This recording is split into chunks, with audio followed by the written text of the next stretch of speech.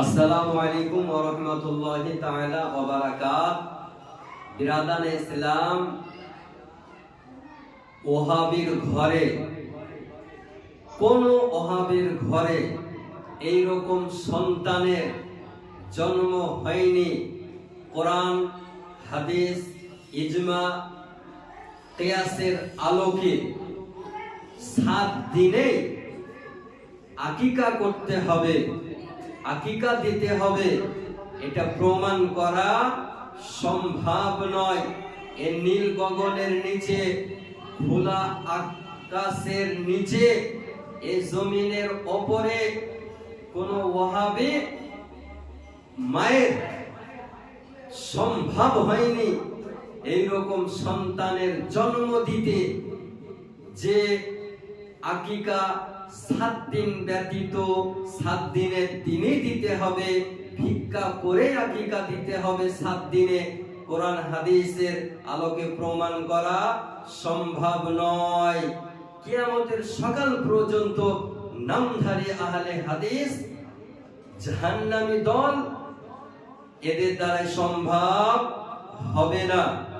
এ পাগল বলতেছে 7 দিনের দিনে আকিকা দিতে হবে, ভিক্ষা করে হলেও আকিকা দিতে হবে। হাদিস নাই, কোরআন নাই, আনপড় গাওয়ার অনভিজ্ঞ জ্ঞানপাপী শায়েখ যদি মূর্খ হয়, তাহলে ভেবে নিতে হবে এদের চেলা, এদের যারা শাগির্দ রয়েছে এরা তো ডবল মূর্খ। এই শায়েখের চেলাগুলো হাদিস পড়ে না, কোরআন পড়ে না, শায়েখ যে কথাটা বলে বিশ্বাস করে নেয়। তাহলে শায়েখ যদি মূর্খ হয়, জ্ঞানপাপী হয়, জাহিলুল মুরাক্কাব হয়, তাহলে ভাবুন এদের চেহারা কি হতে পারে। বিরাদানে ইসলাম, 7 দিনে আকিকা দিতে হবে এইরকম পৃথিবীর কোন হাদিসে নেই। যার দ্বারা সম্ভব নয়, সামর্থ্য নেই, সে পরেও আকিকা করতে পারে। এই সম্পর্কে আপনাকে আমি বলি, আকিকা করা সুন্নাতে মুআক্কাদা। সন্তান জন্মের পর আল্লাহ তাবারক ওয়া তাআলা শুকরিয়া ও শিশুর কল্যাণের উদ্দেশ্যে এটি আকিকা করা হয়, এটাকে বলা হয় আকিকা। এই সম্পর্কে আপনি হাদিস উঠিয়ে দেখুন। হাদিসটি আবু দাউদ শরীফ হাদিস নাম্বার 2838 এবং তিরমিজি শরীফ 1522 এর মধ্যে উল্লেখ রয়েছে। প্রতিটি শিশু তার আকিকার সাথে বন্ধক থাকে। তার জন্মের 7ম দিনে তার পক্ষ থেকে আকিকা করা হবে, তার নাম রাখা হবে এবং মাথা মুন্ডন করা হবে, মাথা নাড়া করা হবে। হ্যাঁ, যদি কোনো ব্যক্তি 7 দিনে আকিকা করতে না পারে, সন্তান জন্মের 7 দিনে আকিকা করা সুন্নাত, ফরজ নয়, ওয়াজিব নয়।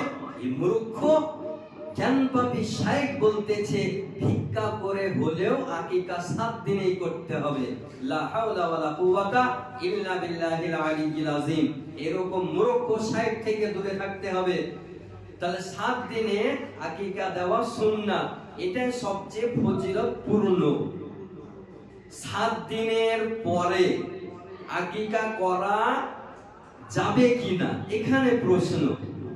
দেখুন, এটা এ কথা ঠিক নয় যে 7 দিনের পরে আর আকিকা হবে না, ভুল কথা, গলত কথা।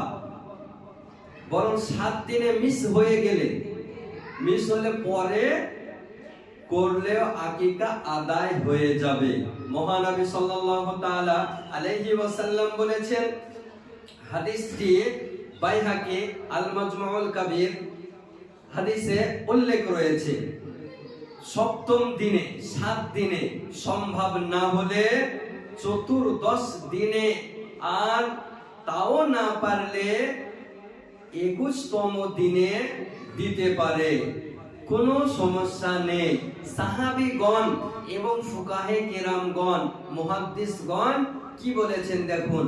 ইমাম আহমদ বিন হাম্বল রাহমাতুল্লাহ আলাইহি তিনি বলেন 7 দিনে, 14 দিনে, 21 দিনে করা মুস্তাহাব।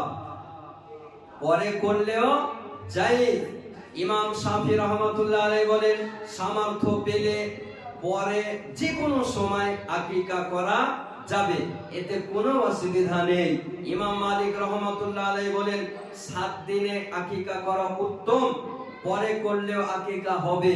আকিকা হবে না এরকম পৃথিবীর কোন মাযহাবে, কোন মুহাদ্দিস, কোন মুহাক্কিক, কোন মুফাসসির বলেননি। জ্ঞানপাপী মূর্খ শাইখ আব্দুর রাজ্জাক বিন ইউসুফ বলেছে, তাহলে এটা হাদিস বিরোধী কথা, কোরআন বিরোধী কথা। এরকম মূর্খ কথাদের কাছ থেকে আপনাদেরকে দূরে থাকতে হবে। দেখুন, বড় হওয়ার পর আকিকা করা যাবে কিনা, বাবা সামর্থ্য থাকা সত্ত্বেও আকিকা যদি না করে পরে বাবা করতে পারেন, কোনো অসুবিধা নেই। কেউ কেউ বলেন সন্তান নিজেও নিজের আকিকা করতে পারে, এটা শরীয়তের বিধানে জায়েজ। আপনাকে আমি বলি, সবচেয়ে উত্তম সময় জন্মের 7 দিনে আকিকা করা উত্তম, ফরজ বলে নয়, ওয়াজিব নয়।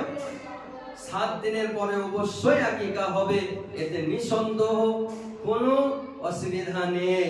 7 দিনের পর আর আকিকা হবে না, এইরকম মূর্খদের কথা থেকে আপনাকে বিরত থাকতে হবে, আপনাকে ঈমান বাঁচাতে হবে।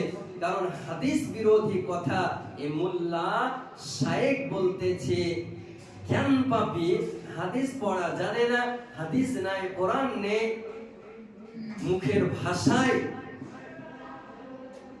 জ্ঞানহীন ব্যক্তি, যার কোনো জ্ঞান নেই, পাগল, মস্তিষ্কের বিকৃতি ঘটে গিয়েছে, যে নবীর হাদিস বিরুদ্ধে কথা বলতে পারে।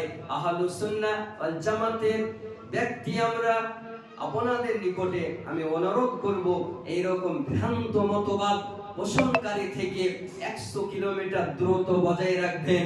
নিজের ঈমানকে বাঁচাবেন, পরিবারের ঈমানকে বাঁচান, মহল্লাকে বাঁচান, মসজিদ মাদ্রাসাকে এদের হাত থেকে বাঁচান, না হলে আপনার ঈমান নষ্ট হয়ে যাবে।